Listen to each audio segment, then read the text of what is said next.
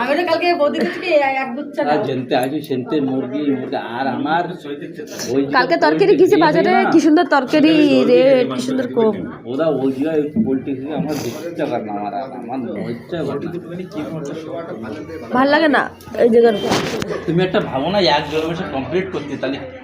সারা ফসল भी এত তেজ হয় না যে এত তেজ বড় হয় সাবান দিয়ে দাও সাবা সাবা সাবা এই জন্য তো মুরগির মাংস পয়লাই খাওয়া বাদ দিছি ওরা মেয়ে যারা জিম করে তারা সিদ্ধ করে খায় সেদ্ধ করলেও তো কোনো লাভ না জিম করো নাকি এরকম ছোট ছোট পিস করবা ছোট ছোট পিস করে একটু মশলা দিয়ে ভালো আমি ভাত খাবি জল দিয়ে ঢেকে ঢেকে হালকা তো ভাত ওই যে মোবাইল নিয়ে দৌড়ে যাচ্ছে ওই যে মোবাইল নিয়ে ভাগ রায় আমার